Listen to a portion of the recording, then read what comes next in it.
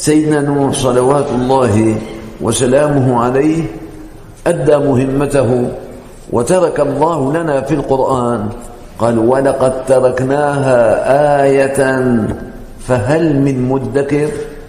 في من يتذكر بقصة نوح، في من يتذكر بما حصل لهم.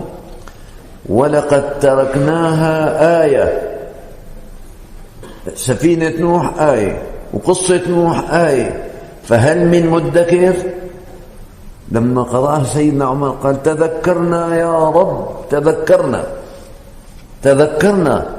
إذا عم ذكرنا أن الذي يسلك طريق الإيمان وطريق الهداية والتقوى له النجاة، ولو كان الماء ملأ ما بين الأرض والسماء، نجاة.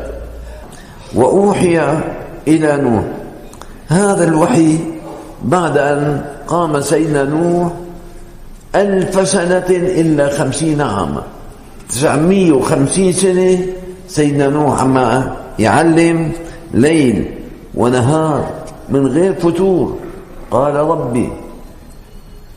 قال ربي إني دعوت قومي ليلا ونهارا فلم يزدهم دعائي إلا فرارا. كل ما بلاقيهم جالسين وقت يحكي يهربوا.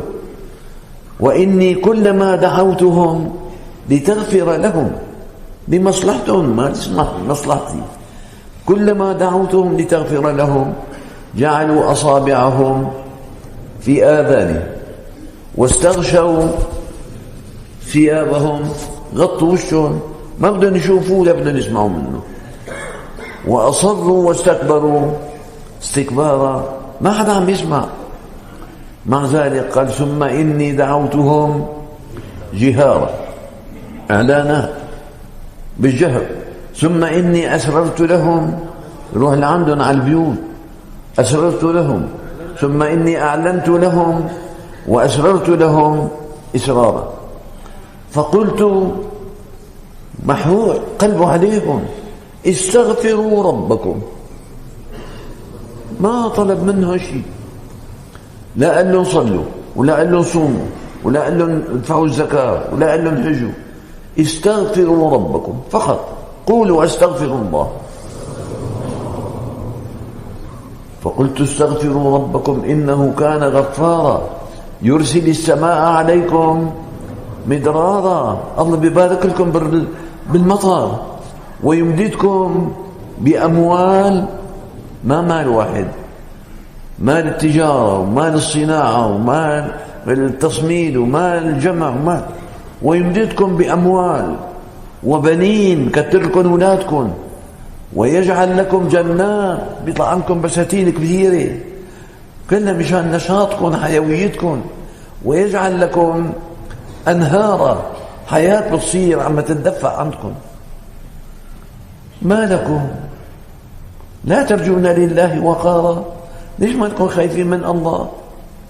وقد خلقكم أطوارا، خلقك طور ورا طور، طفولة بعدين يافع، بعدين أول بأول حتى صرت شاب.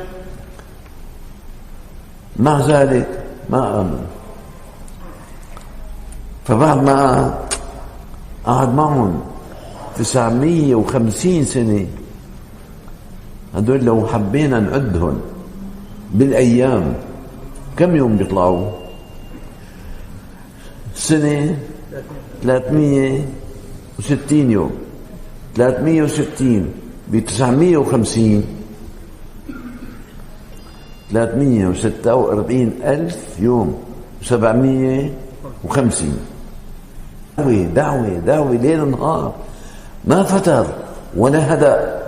رغم ذلك ما سمعوا له ولا رضيوا يلتفتوا له. تجاوزوا الحد وتغالوا في العباء، نسأل الله السلام. أعرضوا عن سيدنا نوح وعن دعوة سيدنا نوح.